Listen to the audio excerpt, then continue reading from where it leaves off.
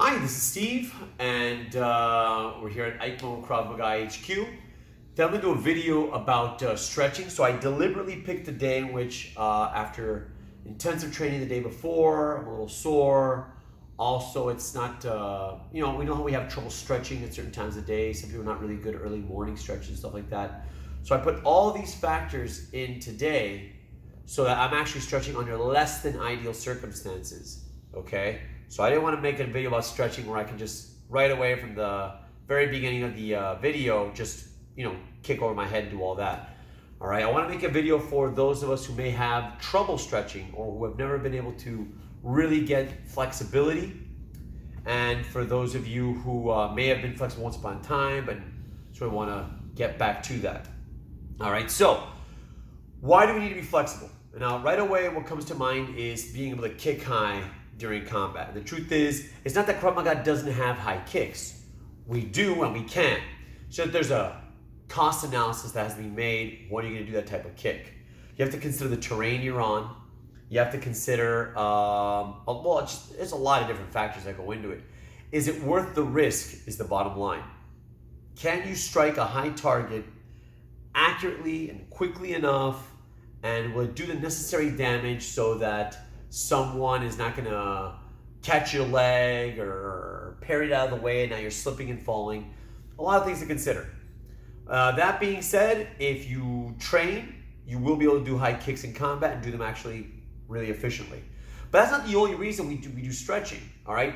You would be very well advised to be as flexible as you can be for ground combat as well. No one can deny that many techniques on the ground require a certain level of flexibility in your hips and your legs and your back in order to achieve certain chokes and arm bars and triangles and things of that sort, just different finishing moves. And also to avoid injury. If you're flexible, if you're limber, then you're going to avoid a lot of injury. You'll be able to train safely and fight in such a way where you're not injuring yourself as you do it, okay? So, and last thing before we begin, flexibility is not just about how high I can raise my leg over my head. That's not the only form of flexibility. You want to be flexible everywhere, okay? You want to be as limber as possible, as warmed up as possible.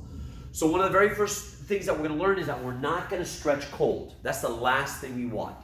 I see a lot of people show up to a Krav Maga class, and the first thing they do is just start doing that straight kick straight up in the air, And maybe like, okay, let me just take a moment to warm up, and you're doing that.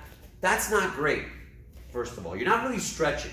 You may think that you're sort of working out the little cricks in your legs and stuff, getting ready to. That's actually terrible. All right, that kind of ballistic movement, just throwing a heavy limb up there, and you haven't even broken a sweat yet, your heart rate's still normal. Not a great idea. My advice to you is, before you start doing any sort of stretching, take some time to start moving around, get the heart rate up. I'm not doing any stretching yet. Right now I'm just warming up. You have to do a few jumping jacks, whatever it is that you're doing. Make sure that the first thing you do is start seeing a little bit of sweat bead up on your forehead, that you're breathing a little bit hard. You want to make sure you're doing that first before you do any sort of stretching. Take into account also your environment. If you're in a place that has really cold AC, if you just woke up, it's the early morning, you've been through a period of inactivity, you definitely want to make sure you warm it up. Good. So when you stretch, the last thing you want to do, you want to avoid fast, hard, jerky movements. So if I'm going to do twists, I'm not going to just go 1, 2. I'm not going to do that. I know that it looks cool or it seems kind of tough, or just relax into it. Really stretch into it. Any kind of stretching that involves waist, for example, don't do it where your feet are planted. If you do this, that's not great on your knees. Take into account that that's not how the human body is meant to move. Come up, just very organically. Twist. Allow yourself to feel that stretch. All right? When you reach the apex of your stretch, don't give yourself a few extra centimeters by doing a jerking motion. So if I'm trying to turn, and I'm doing this, and I want to go a little further, I'm not going to jerk into it. Don't do that. It's terrible for you. And you see a lot of people do this. It's actually really bad for you. Go slow and ease you into all the stretches. Let everything just linger a few seconds. When you do this stretch, feel it for a few seconds. Breathe.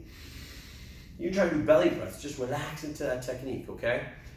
Once you feel that you're ready to go to the ground, you want to start, warming up your legs and stuff like that, you can do that. But just don't neglect other parts of the body.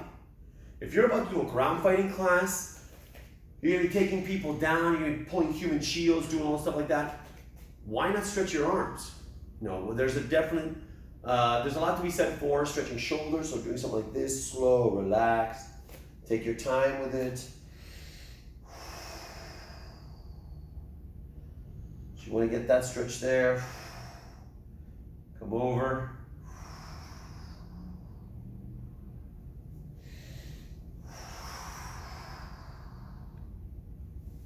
Good. Shoulders. Think about where you feel sore after class. If you walk out of a Krav Maga class and you didn't get hit in the shoulder, if you walk out of there feeling like a sharp pain, you're sore, that's probably that you need to stretch there more often. We definitely want to do that. All right? So, full body stretches, making sure we take the time to do different limbs, different parts of our body. Good. I feel that it's important to take into account the structures that as adults, we're bound to feel pain in. So take your back and your knees into consideration when stretching, okay? If there's a particular stretch that's too stressful on your knees, don't do it. For example, when I was a kid, we would have a stretch that's like this, which we still do, but also one that's like this, which we no longer do. It doesn't really help me. I do feel a stretch here, I feel a stretch here, but this is not great on my knee. Do you know what I mean? It's not necessary. There's other exercises that can do that same stretch that same group of tendons and muscles without having to put my knee under stress. Do you know what I mean? That's not necessary. So take your time when you do these things. Also, bear in mind that if you have a goal, I want to touch my head to my knees. Definitely don't do it by, craning your neck and trying to do more of a neck stretch than it is a leg stretch. And if you touch your head to your knees for a second, okay, yay, but what you want to try to do is have a sustained stretch. So don't throw yourself into it just to touch your head to your knee and then stop, okay? For this type of stretch, one of the most basics, I try to tell people to look forward and bend from the waist. Take your time with it. If you only get this far, grab further, pull yourself down, but stay looking up. You don't want to make it about your neck. Stay looking up. Grab your feet here, all right? And notice how different the stretch feels when I do this than when I do this. That's fine. If you want to just roll a bit, get that stretch there. Ideally, what I want to do with this stretch is grab my ankles and put my elbows by my knees on the ground, okay? Then from there, it's just very quick that you could just put your head down to your knees, so it'll be very simple to do. Grab the inside from here, grab the inside from here, grab here, grab your heels from the inside, grab your heels from the outside. All right, take your time with those stretches. Really get that there, okay? Good. Once you're able to do that, bring your feet all the way in. Keep your heels right by your groin. Put your knees down flat to the ground. Now, some people say, well, I can put my knees down flat if I put my legs out here. But there's no point to this stretch. All right, I really want to open up my hips. Whether I'm grappling or kicking, this is a very important thing. For those of you who do knee strikes and sweeping kicks and pressing kicks, those kicks with that are oblique, all those kicks rely on you having this flexibility here. If I'm kicking here, that oblique kick, that pressing kick here, that requires this type of flexibility on my hips. All right, if I want to bring this leg up during grappling, so I can do rubber guard, that's going to require that. I want to bring my leg up to do a omoplata, that's going to require that stretch. So I want to take my time with this. All right, there's no point in cheating, take your time with it, push down, relax. If you can already get there, which I can, you want to work your way down this way. Just flatten yourself out and relax and breathe into it. Take your time with it, You want to relax into these stretches. Don't rush it.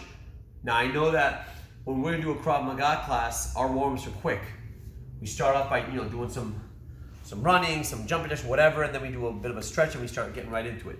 But it's because in Krav Maga class here at Aikmo, we assume that you're taking time on your own to get into the kind of shape you want to be in. So if you are going to a proper Krav Maga school, they're not doing 30-minute warm-ups because that's just not that type of activity. You know, I assume you go to a gym or you do that on your own and you're getting into Krav Maga shape. What you do with your body, your tool, your instrument, you know, you do that on your own time. You don't have to pay us to, you know, have you warm up for 30 minutes. We need that time to get on the mat and really work our fighting. So it's important that you stretch on your own. In fact, I recommend that everybody, kids, teens, adults, all of you should be doing some stretching every day. Knuckle push-ups, or knuckle conditioning, sit-ups. You should be working out on your own every day. Stay in the best shape you can. Because imagine having the technique to defeat several opponents, but then you're so out of shape that to run to a place of safety or be able to run away where you can grab a phone and dial 911, you're out of breath.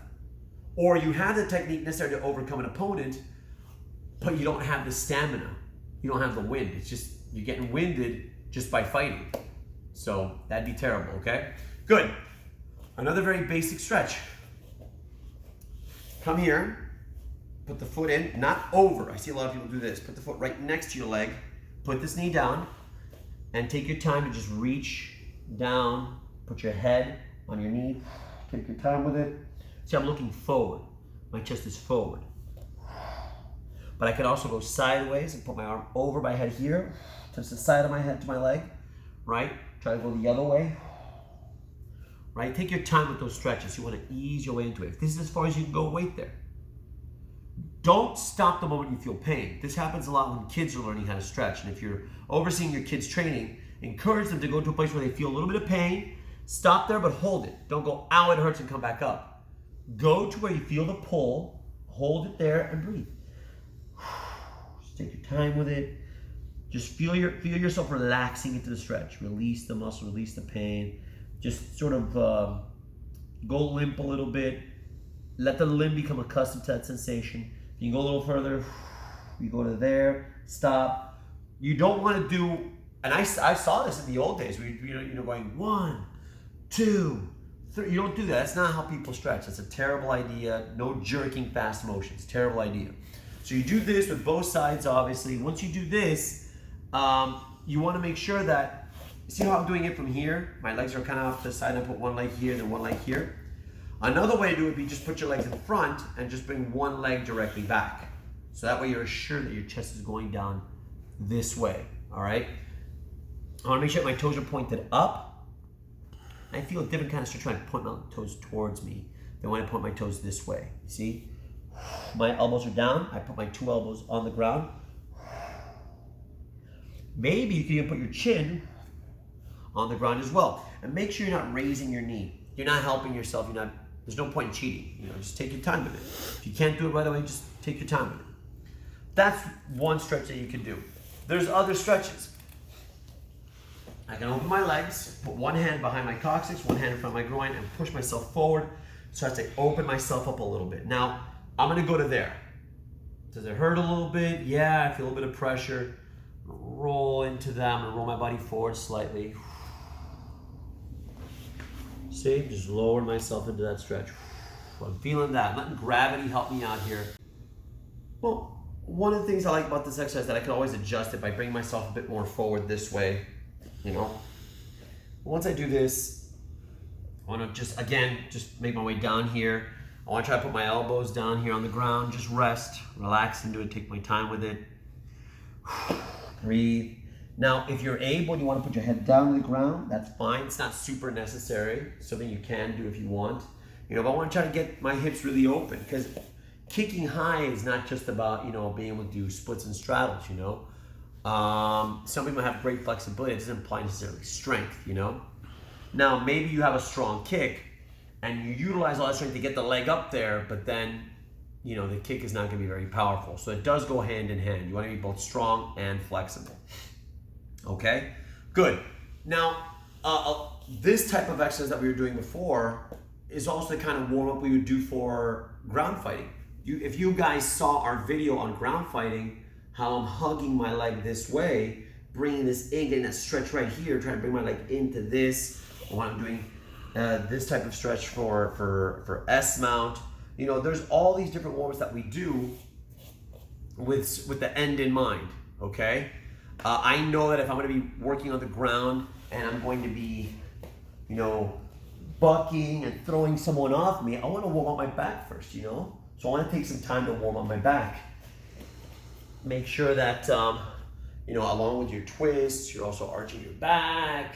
You know, you can do things very relaxed where you put your hands here, point your toes in, just come to here. Then you can do it this way, here.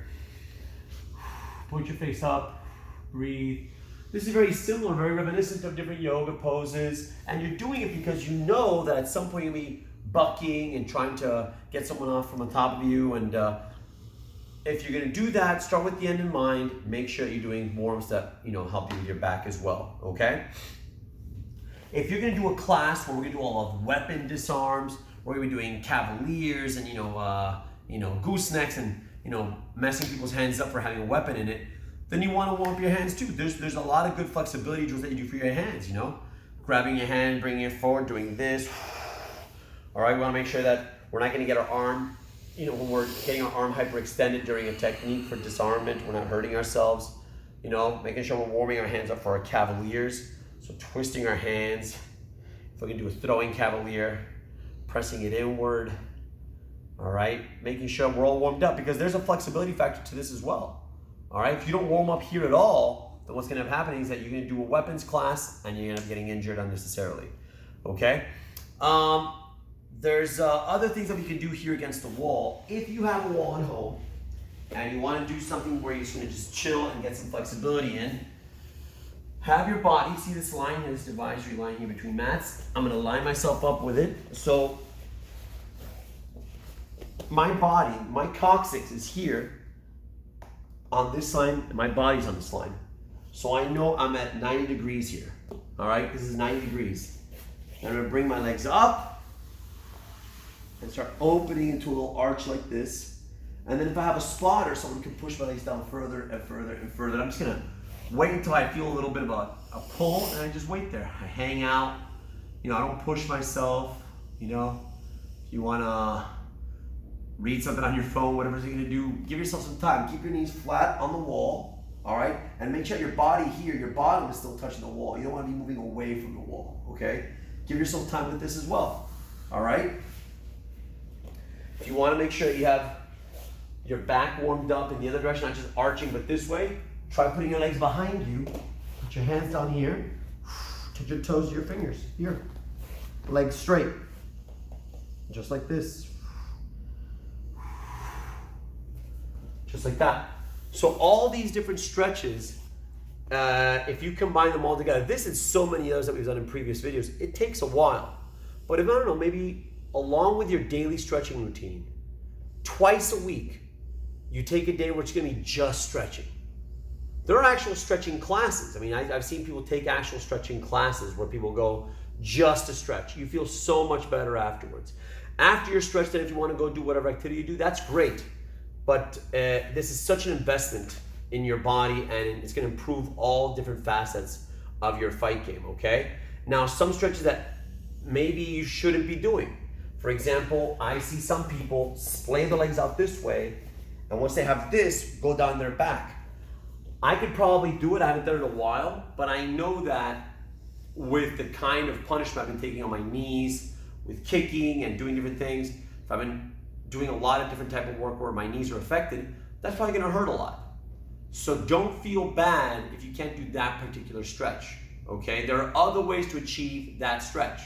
So if you wanna do something where you're bringing, let's say you wanna work on bringing your legs up to check a kick. So you're fighting, you're checking that kick, okay? You wanna get your knee up there, it only goes up this high, you wanna get it further up, okay? Then there's things that you can do without having to damage your knees. If you wanna try doing that, then try from here first. Put this knee down here, this here, not super affected. Use your hands to balance yourself. Bring your knee off the ground and start pushing it back, further back, further back. I'm gonna start bending forward, just like this. All right, take your time with it. You see, doing it until it's comfortable. If I feel a lot of pressure, put your knee down. All right, don't kill yourself. All right, then I want to try to put my knee down here on the ground. Point my toes. Point my toes. Sort of relax into that. And you're going to go as far as your knee allows it. You know, I'm obviously not going to kill myself because I can't do one particular stretch. There are many ways to stretch a particular area. So maybe I try it this way. I hug the knee towards my body and I just lay down. I just bring the knee towards me. I just relax. I hug the knee closer and closer. Stretched out, toes pointed. All right, because that's what it's going to look like when we're standing and bring the knee up to here, close to my chest, to receive that medium level kick or that kick here. All right, so there's just different approaches. Obviously, there's a ton of exercises I could show you here. We'd be here all day just showing you different types of stretching. But the idea is that you're doing it in a healthy way, you're not hurting yourself, and you're doing it consistently, and then you're trying to do as much of your body as possible, okay? And you can do this in such a way where some people stretch after a particular workout, they just stretch a little bit of a cool down stretch. That's fine too. Definitely, you can cool down, do a nice little stretch. Some people do their stretching in yoga, and they combine that with their fight game. That's fine. There's nothing wrong with that, as long as you're getting your stretching in there, okay, guys? So if you have any other questions, or if you want to show us some stretch that work for you, particularly for people who say, look, I'm trying to do a certain kind of stretch, but I have this particular physical limitation. This is what works for me. Those are always helpful, okay? If you have a video of someone who's done gymnastics and cheerleading their whole life, and they say, well, look, I like this stretch, and they put their legs between two chairs, you know what? That's not going to be super helpful for everybody, because that's a level of stretching that, you know, that's years of training and conditioning, all right? But don't be dismayed by that. And last but not least, you should know that there's no such thing as it's too late, all right? It's not that, well, I used to be flexible, I'm too old for that now.